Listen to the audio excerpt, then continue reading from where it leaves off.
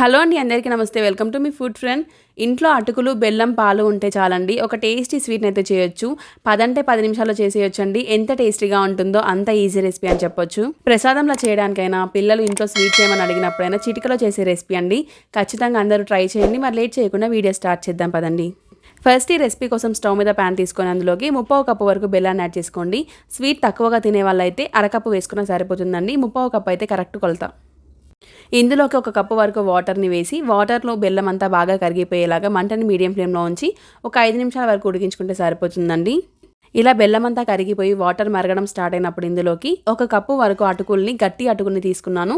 వీటిని అర్ధగంట పాటు వాటర్లో నానబెట్టుకొని పక్కన ఉంచుకోండి. ఈ నానబెట్టిన అటుకుల్ని వాటర్ పిండేసి ఇందులోకి యాడ్ చేసుకుంటే సరిపోతుందండి. అటుకుల్ని ఒక 15 నిమిషాల వరకు నానబెట్టుకున్నా సరిపోతుంది. ఇలా అటుకులను యాడ్ చేసుకున్న తర్వాత ఒకసారి మొత్తం కలిపేసి మంటని మీడియం ఫ్లేమ్లో ఉంచి అటుకులు, బెల్లం అంతా దగ్గర పడేంత వరకు ఉడికించుకోండి. ఈ విధంగా దగ్గర పడితే సరిపోతుందండి. ఆ తర్వాత ఇందులోకి 1 కప్పు వరకు పాలను యాడ్ చేసుకోండి. పాలను ఇందులోకి యాడ్ చేసుకునే ముందు స్టవ్ ఆఫ్ చేసి 1 నిమిషం చల్లారిన తర్వాత యాడ్ చేసుకోండి.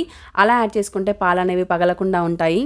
ఇలా పాలు యాడ్ చేసుకున్న తర్వాత కూడా మొత్తం అంతా ఒకసారి కలిపేసి మంటని మీడియం ఫ్లేమ్లో ఉంచి కన్సిస్టెన్సీ అనేది కొద్దిగా దగ్గర పడేంత వరకు ఉడికించుకుంటే సరిపోతుందండి. మాక్సిమం ఒక 5 నిమిషాల వరకు ఉడికించుకుంటే సరిపోతుందండి. ఇలా స్వీట్ ఈ కన్సిస్టెన్సీలోకి వచ్చిన తర్వాత నెయ్యిలో ఫ్రై చేసిన డ్రై ఫ్రూట్స్ని యాడ్ చేసుకుంటే సరిపోతుందండి. ఇలా డ్రై ఫ్రూట్స్ని యాడ్ చేసుకున్న తర్వాత మొత్తం అంతా కలిసేలాగా ఒకసారి కలుపుకొని సర్వ్ చేసుకుంటే సరిపోతుందండి. సూపర్ టేస్టీ అటుకుల పాయసం అయితే రెడీ. చాలా అంటే చాలా టేస్టీగా ఉంటుంది. ఈ పాయసం వేడిగా అయినా చల్లగా అయినా కూడా చాలా టేస్టీగా ఉంటుందండి. తప్పకుండా అందరూ ట్రై చేయండి. చాలా ఈజీ రెసిపీ. 10 నిమిషాల్లో చేసేయచ్చు. ట్రై చేసిన తర్వాత ఎలా కుదిరింది అనేది నాతో కామెంట్ రూపంలో షేర్ చేసుకోండి. అలాగే మీరు కనుక మన ఛానల్ని ఫస్ట్ టైం చూస్తున్నట్లయితే ఇలాంటి మంచి ఎమ్మీ రెసిపీస్ కోసం మీ ఫుడ్ ఫ్రెండ్ ఛానల్ని సబ్స్క్రైబ్ చేసుకోండి. అలాగే మీకు ఈరోజు ఒక చిన్న కిచెన్ టిప్ అయితే చెప్దామనుకుంటున్నానండి.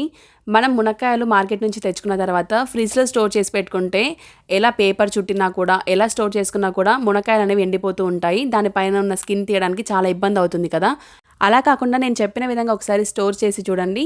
వారం నుంచి 10 రోజుల వరకు చాలా ఫ్రెష్గా ఉంటాయి. దానికోసం మునక్కాయలు అయితే ఇలా పీల్ చేసేసుకొని అన్నీ కూడా ఇలా పీల్ చేసిన తర్వాత వాష్ అయితే చేయకూడదండి. ఫస్ట్ కూడా కడగకూడదు. కడగకుండానే పొట్టు తీసిన తర్వాత ఇలా ప్లాస్టిక్ కవర్లో వేసుకోండి.